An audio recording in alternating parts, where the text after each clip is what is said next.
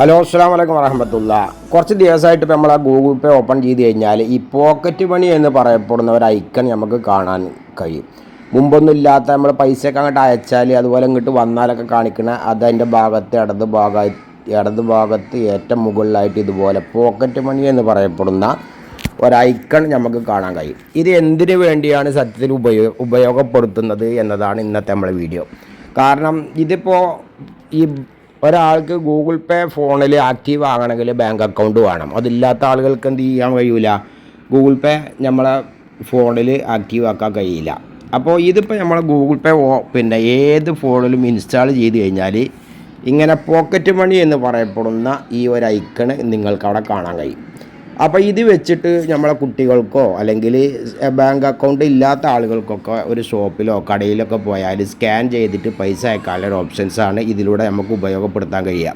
Bank account ഇല്ലാത്ത ഒരാൾ അദ്ദേഹത്തിൻ്റെ ഫോണിൽ അല്ലെങ്കിൽ കുട്ടികളുടെ ഫോണിലൊക്കെ ഈ ഗൂഗിൾ പേ ഇൻസ്റ്റാൾ ചെയ്ത് കഴിഞ്ഞാൽ അവർക്ക് എങ്ങനെയാണ് ഈ പൈസ അയക്കാൻ പറ്റുക എന്നുള്ളൊരു ഓപ്ഷൻസ്, അത് നേരെ ഈ പോക്കറ്റ് മണി എന്ന് പറയപ്പെടുന്ന ഈ ഒരു ഐക്കണിലൊന്ന് ക്ലിക്ക് ചെയ്യുക. അതിലൊന്ന് ക്ലിക്ക് ചെയ്ത് കഴിഞ്ഞാൽ അടിയിൽ റിക്വസ്റ്റ് എന്ന് പറഞ്ഞിട്ട് ഒരു ഓപ്ഷൻ കാണാമല്ലോ, ജസ്റ്റ് ഇതിലൊന്ന് ക്ലിക്ക് ചെയ്യുക.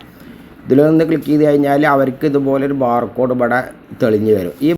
ആ ബാർകോഡ് നേരെ അവർക്ക് വാട്സപ്പ് ചെയ്ത് കൊടുത്തു കഴിഞ്ഞാൽ അത് സ്കാൻ ചെയ്തിട്ട് അവർക്ക് പൈസ അയക്കാൻ കഴിയും. പിന്നെ നമുക്ക് സാധാരണ ഷോപ്പിലൊക്കെ ചെന്ന ആ ബാർകോഡ് സ്കാൻ ചെയ്യുന്നത് പോലെ അവർ അയച്ച് തന്ന ആ എമൗണ്ട് നമുക്ക് കടയിൽ ഓൽക്ക് സ്കാൻ ചെയ്ത് പൈസ അയക്കാൻ കഴിയും.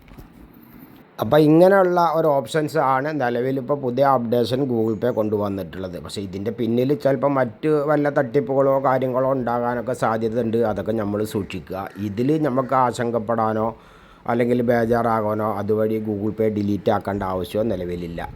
ഇതുമായി സംബന്ധിച്ച് മറ്റ് വിവരങ്ങൾ എന്തെങ്കിലും ഉണ്ടെങ്കിൽ ഇൻഷാ അല്ലാഹ് അതിൻ്റെ കമൻറ്റ് ബോക്സിലുണ്ടാവും. നമ്മൾ ഏത് വീഡിയോ കാണുകയാണെങ്കിലും അതിൻ്റെ കമൻറ്റ് ബോക്സ് ഒന്ന് നോക്കണം. അതിലെന്തെങ്കിലും ഡീറ്റെയിൽസ് എഡിറ്റ് ചെയ്യാനോ മാറ്റി തിരുത്തലുകൾ ഉണ്ടെങ്കിൽ അതിൻ്റെ കമൻറ്റ് ബോക്സിൽ അതിൻ്റെ പൂർണ്ണമായിട്ടുള്ള വീഡിയോസോ മറ്റ് വിവരങ്ങളോ അതിൻ്റെ അടിയിൽ നമ്മൾ രേഖപ്പെടുത്തുന്നതാണ്. ഓക്കെ, അസ്സലാമു അലൈക്കും വറഹ്മത്തുള്ളാഹി.